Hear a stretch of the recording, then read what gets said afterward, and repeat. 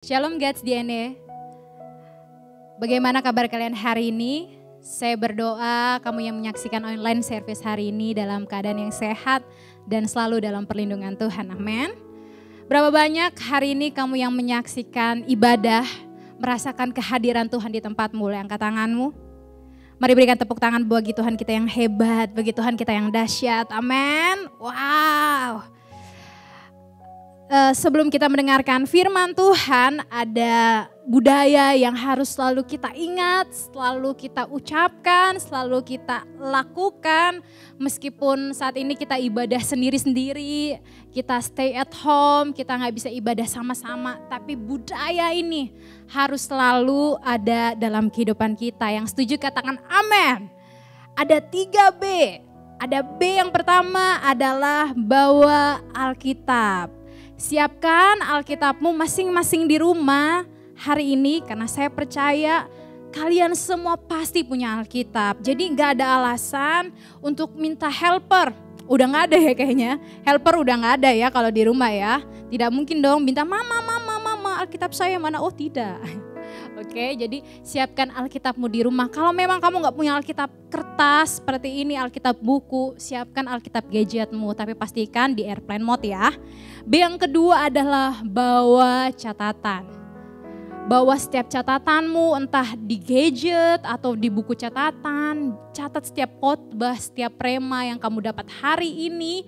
Supaya kamu dapat membagikan, kamu dapat share ke keluarga kamu, ke teman-teman kamu, ke sahabat, ke setiap teman-teman di sosial media kamu. Dan jangan lupa untuk tag @GodsDNA, amin.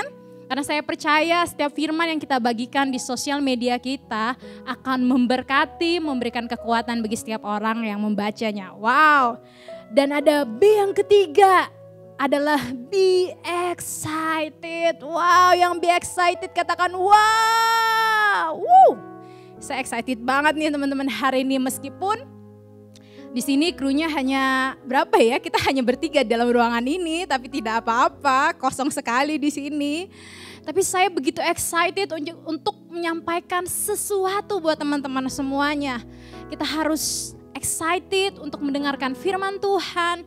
Kita excited untuk catat khotbah hari ini, setiap rema yang kita dapat. Dan excited untuk melakukan firman Tuhan di kehidupan kita sehari-hari. Amin. Yang excited sekali lagi boleh katakan amin. Wow. Yuk mari siapkan hatimu, hidupmu, dan mari sama-sama kita berdoa. Bapa dalam kerajaan surga, Bapa yang kami panggil sembah dalam nama Tuhan Yesus. Kami mengucap syukur, kami berterima kasih Engkau baik dan selalu baik, bahkan teramat baik dalam kehidupan kami. Hari ini Tuhan kami sama-sama mau mendengar pesan Tuhan. Kami mau sama-sama tangkap apa yang Tuhan mau dalam kehidupan kami sepanjang bulan ini melalui tema Deeper Tuhan. Tuhan kami buka hati, kami buka telinga, pikiran kami untuk menerima firman Tuhan yang akan mengubahkan setiap kehidupan kami.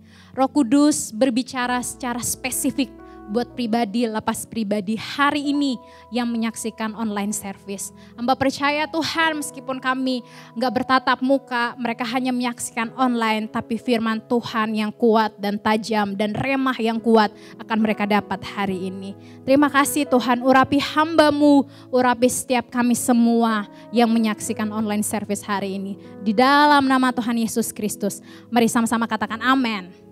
Wow. So selama bulan Juli ini kita membahas tentang deeper. Mari sama-sama katakan deeper. Semakin dalam dan semakin intim dengan Tuhan. Dari minggu pertama, minggu kedua, bahkan sampai minggu ketiga, sudah ada pembicara-pembicara yang begitu luar biasa dipakai Tuhan. Sudah ada Ko Andre, udah ada Ko Kevin, ada Cirahel yang membagikan firman Tuhan yang luar biasa banget soal deeper. Kita belajar untuk memiliki hubungan yang lebih dalam lagi bersama dengan Tuhan. Terkadang untuk kita memiliki hubungan yang lebih dalam dengan Tuhan harus ada orang lain yang mengingatkan kita. Tapi saat kita sudah bersama-sama dengan Tuhan, kita tidak perlu diingatkan lagi. Kita tidak perlu disuruh lagi untuk ayo lebih dalam sama Tuhan, ayo intim sama Tuhan. Melainkan harus ada inisiatif dari pribadi kita untuk lebih intim lagi sama Tuhan, untuk lebih dalam lagi sama Tuhan. Amin. Karena memiliki hubungan intim dengan Tuhan merupakan sebuah pilihan dalam kehidupan kita.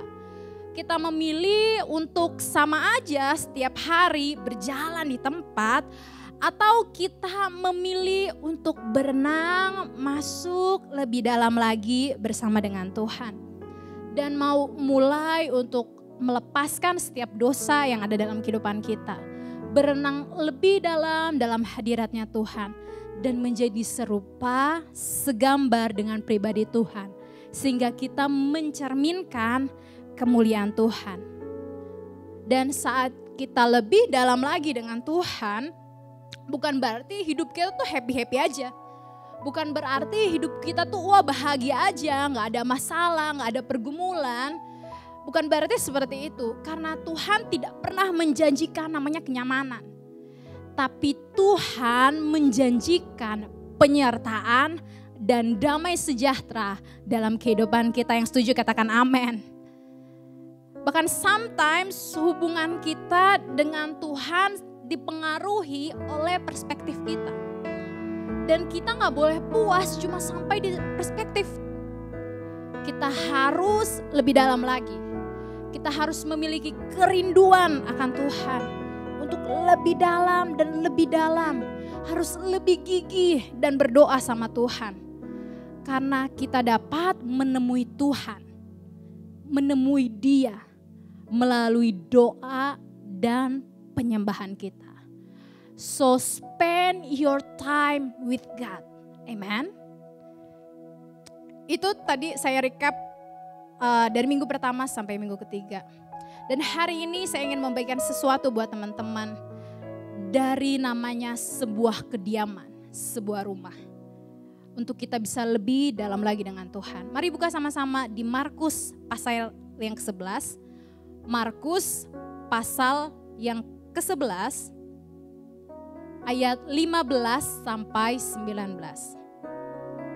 Sekali lagi Markus pasal 11 ayat 15 sampai 19. Perikopnya begini, Yesus menyucikan bait Allah. Mari kita baca sama-sama. Ayat ke-15.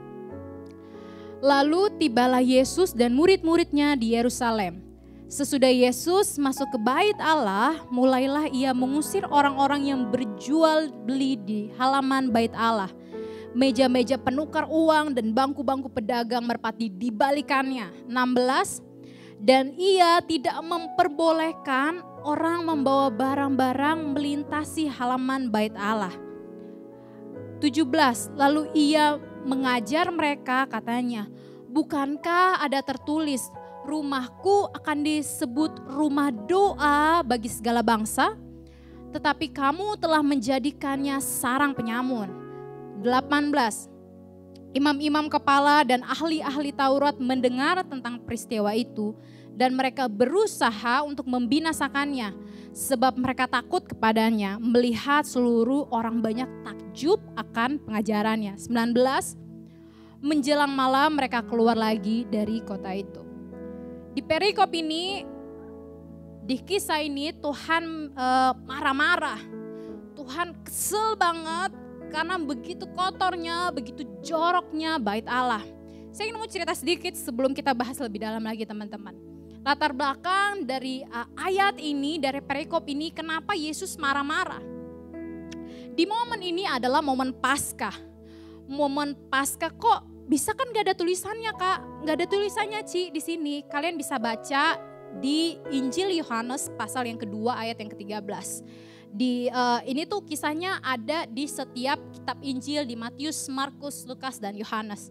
Kalian bisa baca versi lainnya, tapi hampir semua menyatakan bahwa Yesus itu marah-marah.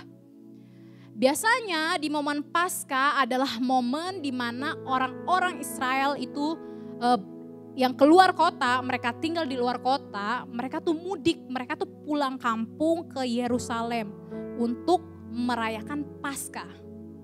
Jadi mereka ya kayak mereka tuh orang-orang yang kerja di Jakarta, istilahnya pulang kampung ke Jawa. Kayak gitu.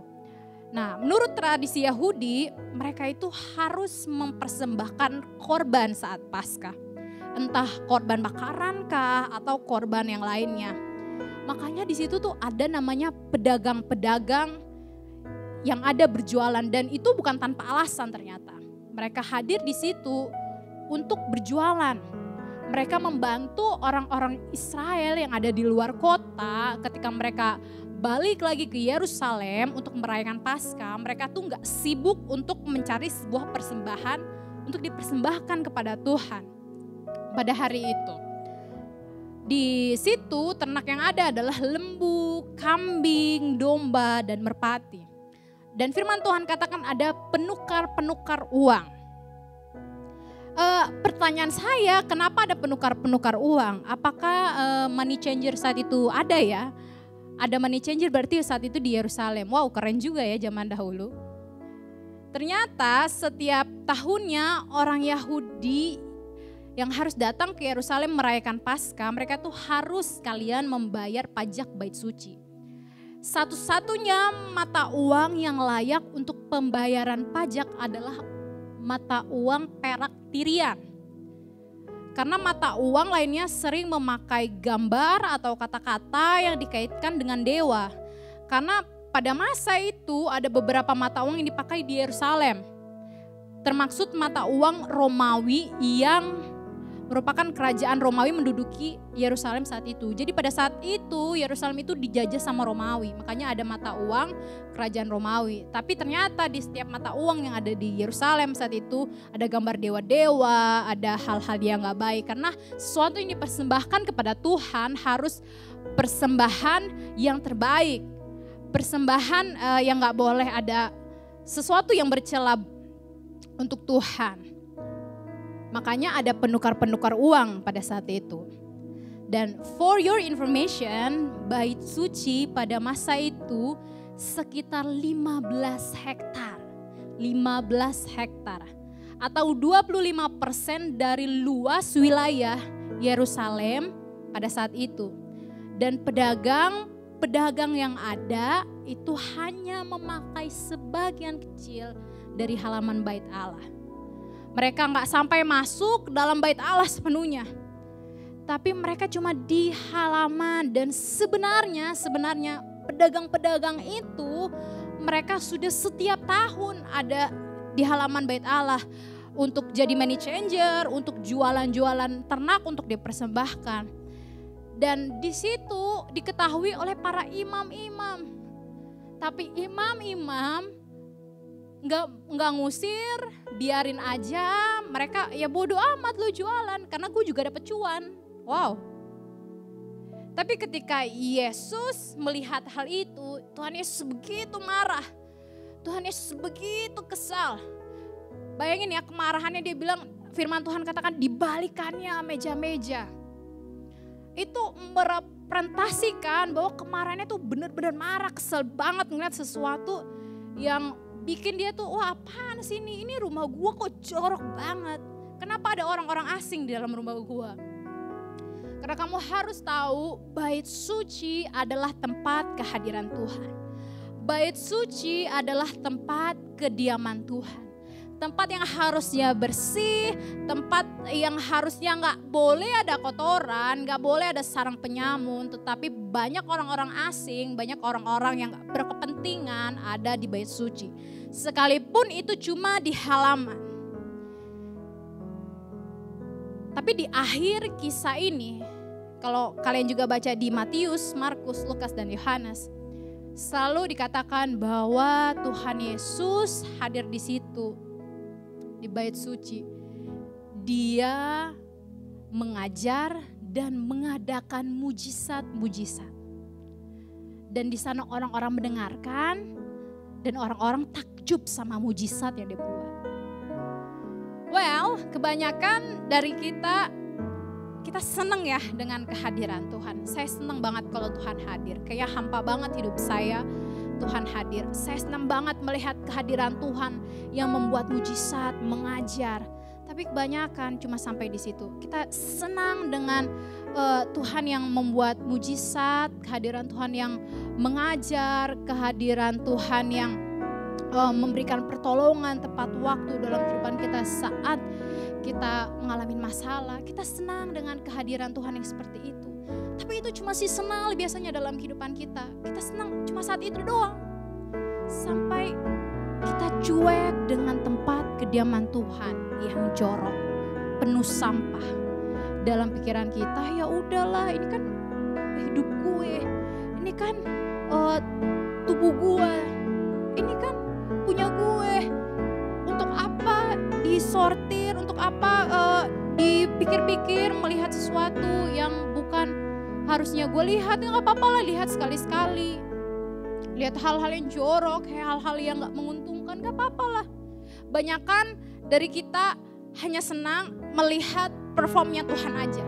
Kita senang dengan Tuhan yang membuat mujizat, menyembuhkan orang sakit, membangkitkan orang mati. Kita amazed banget sama Tuhan yang perform. Kita bilang, wah keren banget, keren. Dan sometimes kita menjadikan Tuhan itu tamu dalam kehidupan kita. Teman-teman tahu kalau tamu itu datang hanya sesekali. Datang sesekali, gak lama, cuma di ruang tamu, terus pergi. Kalau tamu gak pernah ada hubungan yang terbangun lebih dalam. Kalau tamu gak pernah ada komunikasi yang terbangun lebih dalam, gak ada. Karena dia gak tinggal serumah.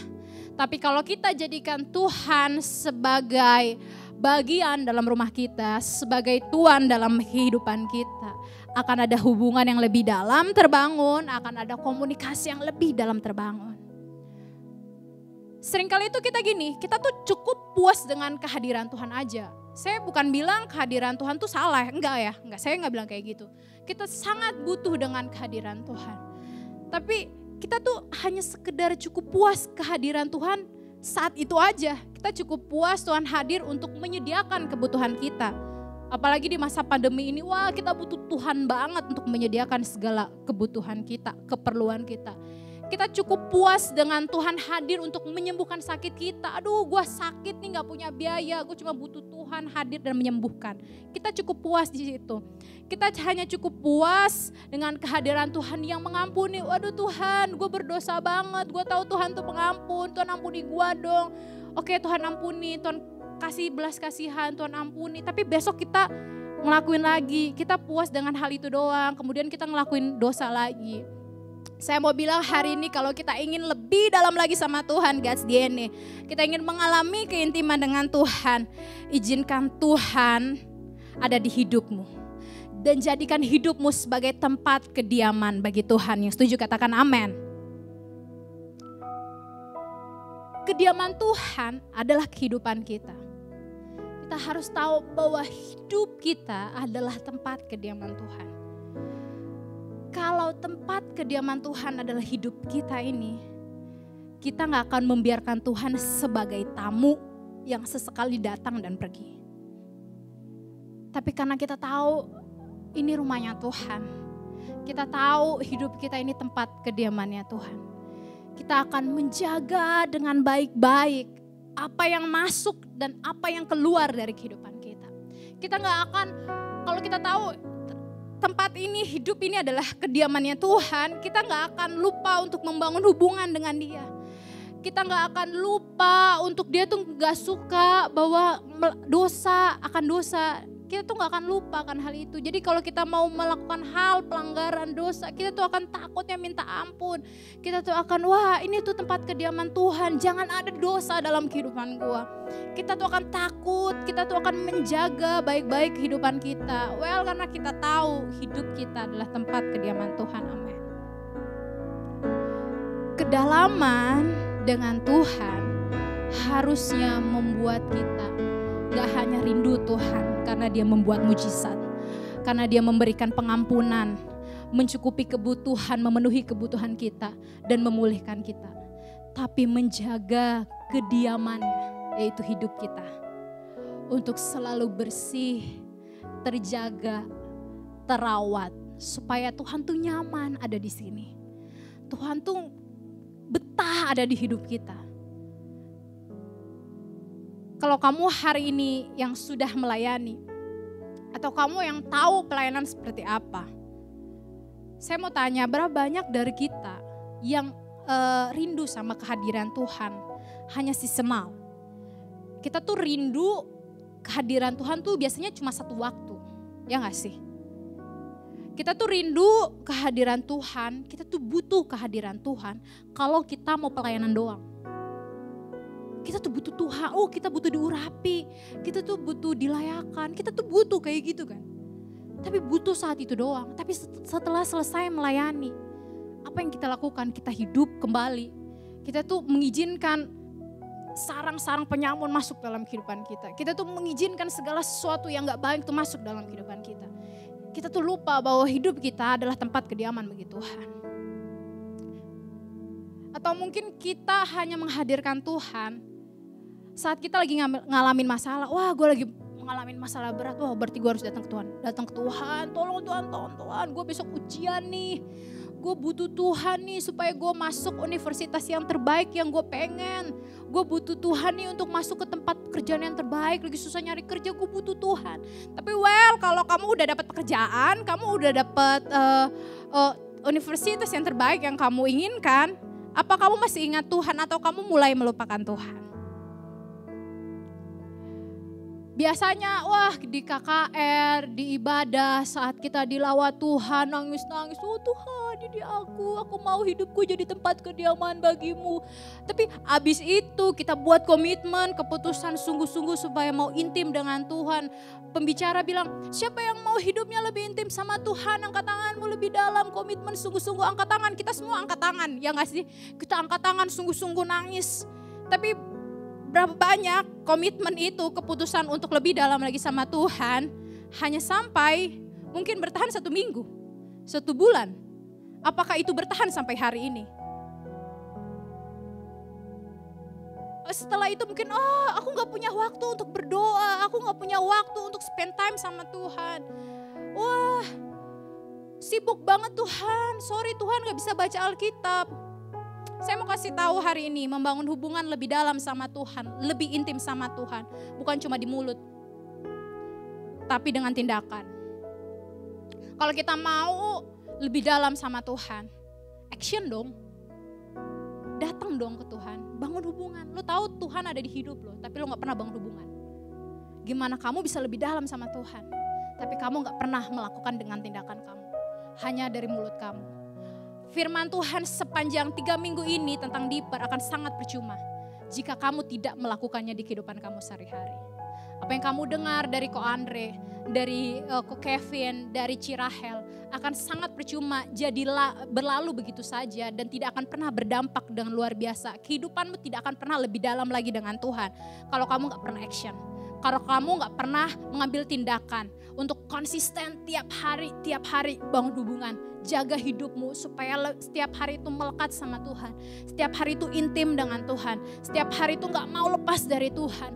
Karena kita tahu kalau kediamannya Tuhan, pasti Tuhan hadir setiap hari. Yang setuju katakan amin. Boleh berikan tepuk tangan yang dahsyat bagi Tuhan kita. Wow.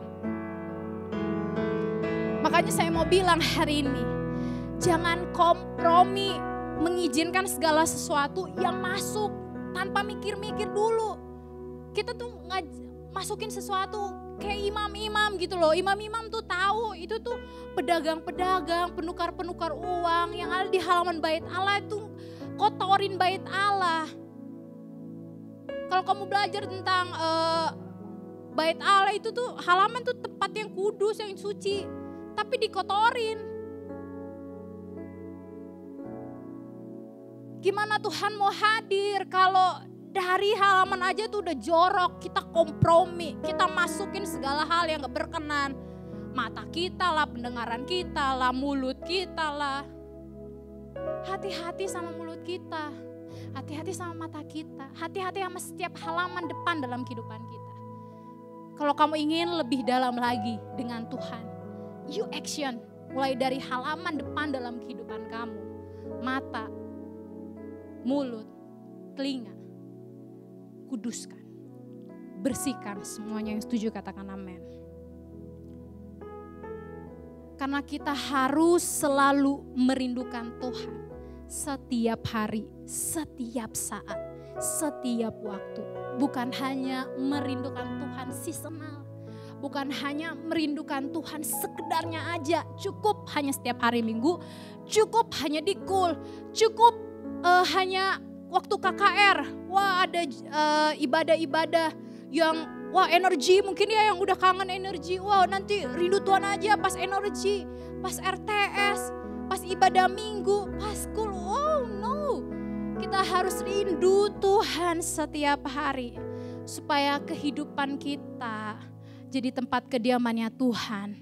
Di dalam kediamannya Tuhan ada hubungan yang semakin hari semakin dalam, semakin hari semakin intim, semakin hari semakin melekat dengan Tuhan. Yang setuju katakan amin.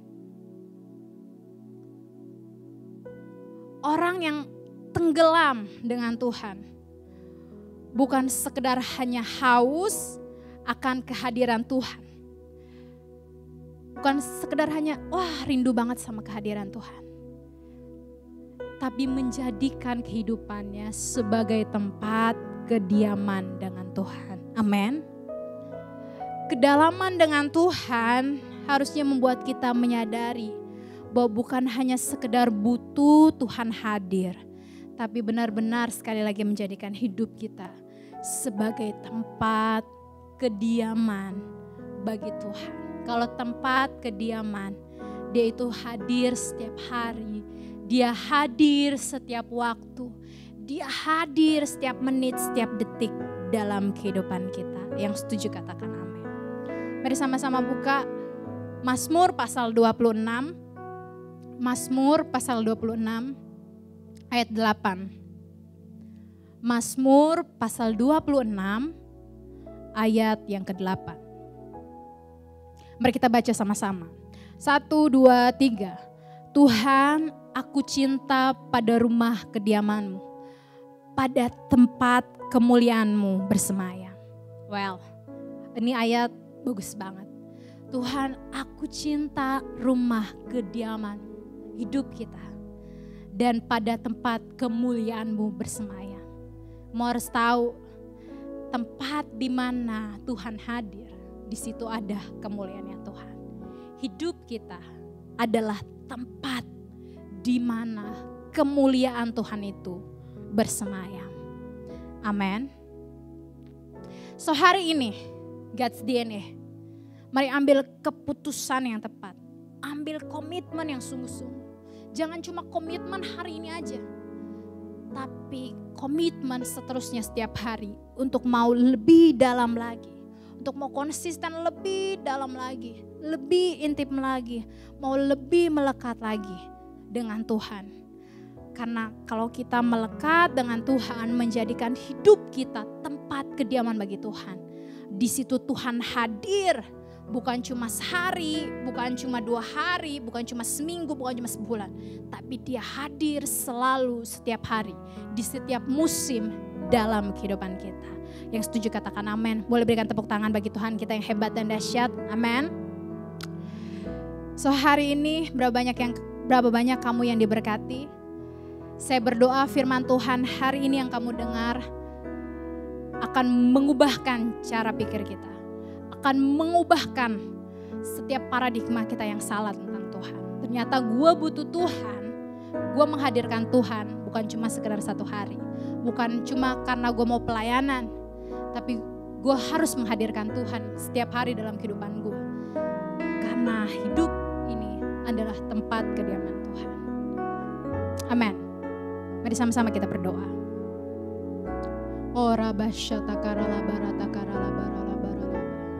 Terima kasih Tuhan, kami bersyukur Tuhan untuk hari ini, untuk firman Tuhan yang kami dengar. Kami percaya Tuhan, firman Tuhan yang didengar hari ini, biarkan jatuh di tanah yang paling terbaik dalam kehidupan kami.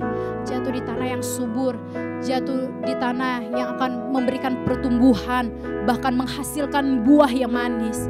Hamba percaya Tuhan ketika benih yang ditabur di tanah yang terbaik akan berakar, bertumbuh, menghasilkan buah yang manis. Dan buah itu akan dirasakan oleh sekeliling kami. Bapa, Mulai hari ini kami mau ambil keputusan yang benar.